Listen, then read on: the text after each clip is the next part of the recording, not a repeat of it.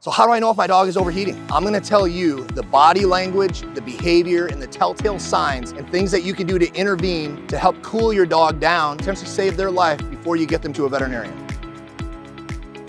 I'm Dr. McPeck, Tier 1 Veterinary Medical Center. Don't leave your dog in a locked car with the windows up and the vehicle is off. It's 100% preventable. If you're going to leave your dog in your vehicle, in your car for any period of time, if you can leave the vehicle on with the AC going, great. That's what we would like to see. If you got to turn the vehicle off, roll down the windows, not just one window, but multiple windows. Roll them down enough to where the dog cannot get out of the vehicle, but there's enough for air exchange to go on in there. The sun hits that windshield and starts to bake and cool up that atmosphere inside. There's no way for it to cool down, and our dogs are 100% impacted. The 4 ways that dogs cool down or that they thermoregulate: 1, through respiration. Where you and I sweat and perspire, they are salivating and panting at the same time, and that's how that warm air is blown off and evaporates off of the mucosa and the gingiva in the mouth. So that is the primary way that they do that. Conduction,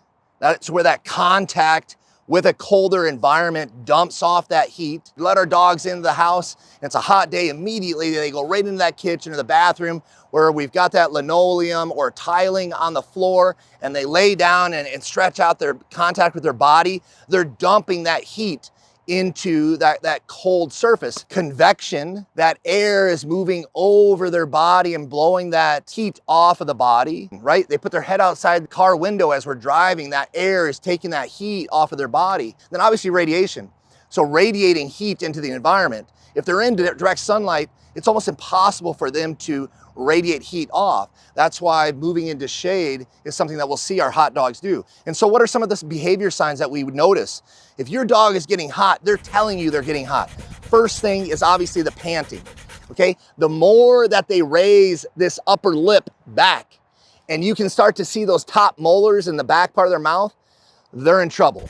Okay, you'll see those ears drop back, their eyes are squinting, that tongue is super rigid and engorged, and they are trying so hard to dump heat off by exposing as much of their gingiva and mucosa as they can as they're panting. Uninterrupted panting, that is one of the biggest things. You have to intervene to start saving your dog's life because they are taking on more heat than they are able to dump off. If your dog is panting and you clap your hands or you whistle and call their name and they are panting, and they stop and look at you, they're okay.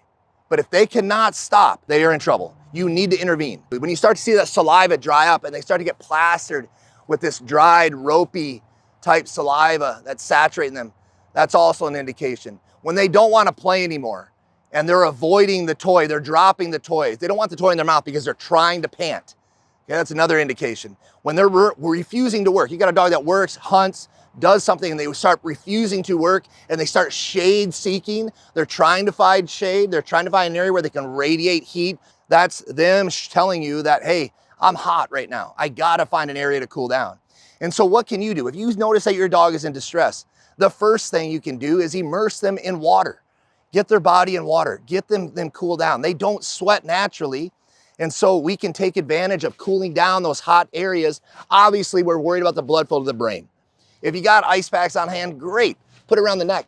We want that cold blood going to the brain, cooling the brain down. That's the most important part, okay? But get in the areas around the groin, the belly, those contact areas where we've got heavy blood flow up underneath the axillary region in the groin. Get those areas cool, get them in water. The pads, they've got massive capillary network within their paws, a lot of blood flow in their paws. And so if you can get those on a cold surface, that's going to help. So we watch marathon runners, the front ones that are competing, and they get up on that starting line. Before they're even running, what are they doing? They're taking water and they're dumping it on their head. They're trying to get ahead of that process of sweating to get that body cooled off. And so you can do the same thing. If you know that you're going out on a heavy hike, you know that you're going out and your dog is gonna be working hard, saturate them with water and not just dump it on them because it'll bead off, and we need to get it down to the skin surface. Get that coat nice and wet. Get it up underneath their belly and their groin. Get it along their neck and saturate it down to their skin surface. That's gonna help them keep cooler longer. Water bait them, get them hydrated. It's really hard. You and I, we're going on a hike, we're gonna work out a lot. You're gonna be drinking a lot of water. You're gonna hydrate yourself. Dogs aren't gonna pre-hydrate.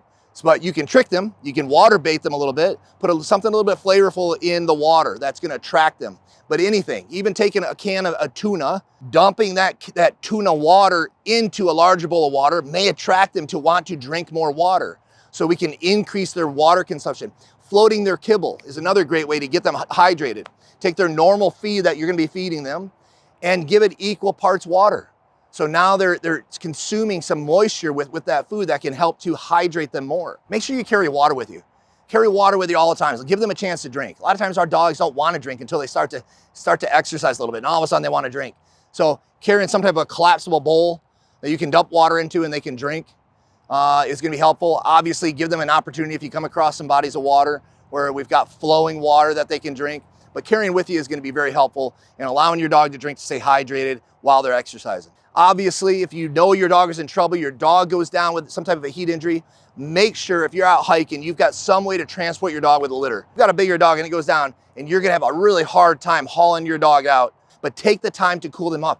Get that water, saturate them down with water before you transport. If you've got a vehicle, get the AC on them, get them into the shade, get any geared collars off so that they can breathe easier, and get them to your veterinarian as fast as possible. That's where your veterinarian is gonna start administering IV fluids and other measures that we have available as veterinary professionals.